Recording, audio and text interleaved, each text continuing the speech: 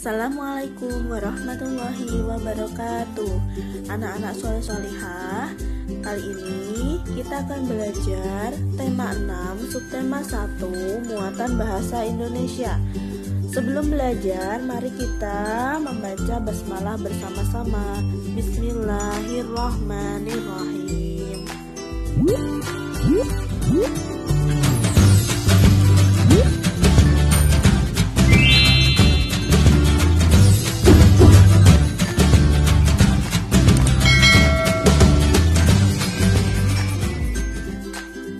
Nah, kali ini kita akan belajar bahasa Indonesia, yaitu menjelaskan cara-cara memahami teks eksplanasi.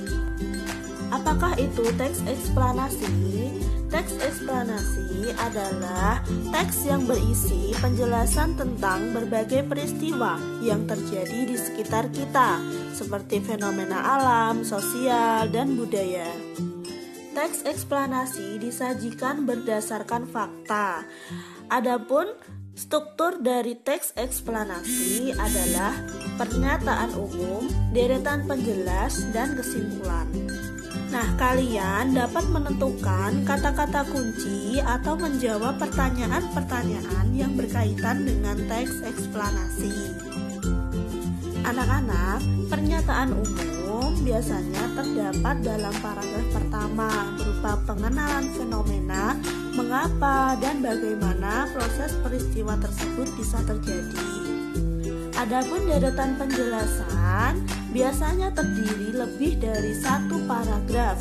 Deretan penjelas mendeskripsikan penyebab dan akibat dari sebuah fenomena yang terjadi. Yang terakhir yaitu kesimpulan, yaitu memberikan inti bacaan atau dapat juga berupa tanggapan atau pernyataan yang ada di dalam teks. Anak-anak, cara menentukan kata kunci adalah menemukan kata-kata yang penting, menemukan kata yang sering muncul pada teks atau bacaan. Umumnya kata kunci terdapat pada judul dan teks. Selanjutnya, menjawab pertanyaan-pertanyaan, yaitu menjawab pertanyaan yang berada pada teks eksplanasi. Kemudian, penggunaan kata tanya berupa apa, kapan, di mana, siapa, mengapa, dan bagaimana. Selanjutnya, anak-anak membuat ringkasan dan kesimpulan dari teks eksplanasi. Nah, berikut yang harus diperhatikan. Yang pertama, bacalah teks dengan seksama. 2. Catatlah gagasan utama dari setiap paragraf. 3. Ubahlah gagasan utama menjadi kalimat efektif. 4. Rangkailah kalimat-kalimat tersebut sehingga menjadi paragraf yang padu. Yang kelima, pastikan kamu menggunakan kosakata baku dan ejaan yang sesuai pedoman umum ejaan bahasa Indonesia atau PUEBI. Nah, berikut ini ada contoh bacaan ya sesuai pada buku kalian halaman 7. Mari kita baca dengan seksama. Pernahkah kamu merasakan panas tubuhmu? Tentu kamu pernah meletakkan tangan di kening ketika sedang demam. Dalam kehidupan sehari-hari, ukuran derajat panas atau dinginnya suatu benda atau ruang dikenal dengan istilah suhu. Permukaan tangan kita tidak dapat mengukur suhu dengan akurat. Terdapat suatu alat yang digunakan untuk mengukur suhu secara tepat dan dapat digunakan secara internasional, yaitu termometer.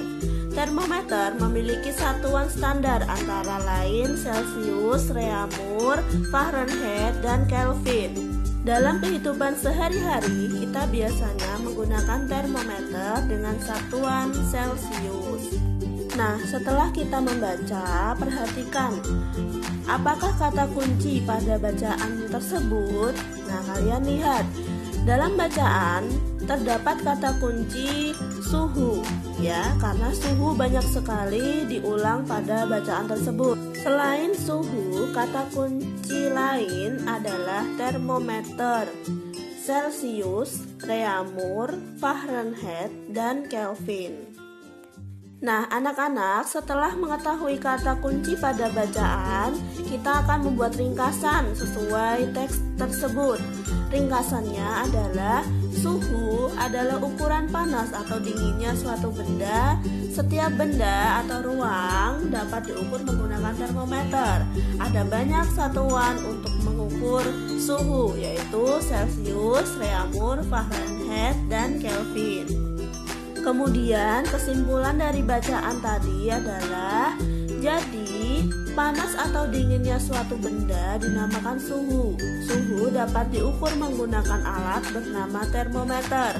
Ada berbagai macam satuan ukuran termometer, tetapi satuan yang umum digunakan adalah Celcius.